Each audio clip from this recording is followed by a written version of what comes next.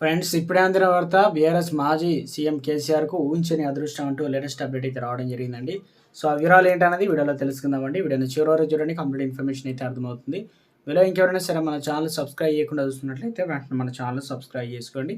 ప్రభుత్వం నుంచి వచ్చే లేటెస్ట్ అప్డేట్స్ అన్ని కూడా ముందుగానే మీ ఫోన్ నోటిఫికేషన్ రూపంలో అందించడం జరుగుతుంది. చూస్తున్నారు, లైక్ చేయడం మర్చిపోతున్నా, వెంటనే లైక్ చేయండి. లేట్ చేయకుండా వీడియోలకి అయితే వెళ్ళిపోదామండి మనం. తెలంగాణ రాష్ట్రంలో తీన్మార్ మల్లన్న ఎపిసోడ్ గురించి అందరూ చర్చించుకుంటున్నారు. ఎప్పుడు జరుగుతుందో తెలియని పరిస్థితి నెలకొన్న నేపథ్యంలో తీన్మార్ మల్లన్నపై కాంగ్రెస్ పార్టీ వేటు వేసింది. కాంగ్రెస్ పార్టీలో ఉన్న నేతలు అలాగే రెడ్డి నాయకులు బండబూతులు తిట్టారు తీన్మార్ మల్లన్న. ఈ నేపథ్యంలో అతనిపై వేటు పడింది. ముఖ్యంగా కులగణన చేసిన పత్రాలను ఉచ్చపోసి కాల్చేయాలంటూ రచ్చ చేశాడు. ఇక్కడే తీన్మార్ మల్లన్న అంటే అందరికీ కాలింది. అయితే తాజాగా మీనాక్షి నటరాజన్ రాగానే తీన్మార్ మల్లన్న సస్పెండ్ చేసింది కాంగ్రెస్ పార్టీ. దీంతో కాంగ్రెస్ పార్టీని టార్గెట్ చేసి మరింత గట్టిగానే తిడుతున్నారు తీన్మార్ మల్లన్న. అంతేకాదు బీసీలతో ఏకమై కొత్త పార్టీ పెట్టేందుకు రంగాలు సిద్ధం చేసుకున్నట్లు కూడా వార్తలు అయితే వచ్చాయి.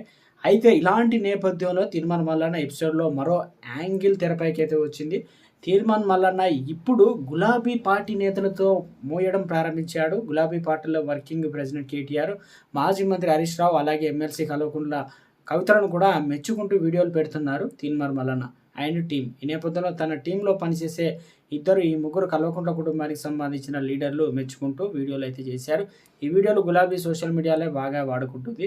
మొన్నటి వరకు గులాబీ పార్టీ నేతలు తిట్టిన తీన్మార్ మల్లన్న అండ్ మల్లన్న టీం ఇప్పుడు మళ్ళీ కల్వకుంట్ల కుటుంబాన్ని మెచ్చుకోవడం అందరూ షాక్ అవుతున్నారు. తీన్మార్ మల్లన్న దగ్గర ఇన్ని షేడ్స్ ఉన్నాయని కూడా అంటున్నారు. మొన్నటి వరకు కాంగ్రెస్లో ఉండి కేసీఆర్ కుటుంబాన్ని తిట్టిన తీన్మార్ మల్లన్న ఇప్పుడు బయటికి రాగానే మళ్ళీ కల్వకుంట్ల కుటుంబాన్ని పొగుడుతున్నారని కొంతమంది ఫైర్ అవుతున్నారు.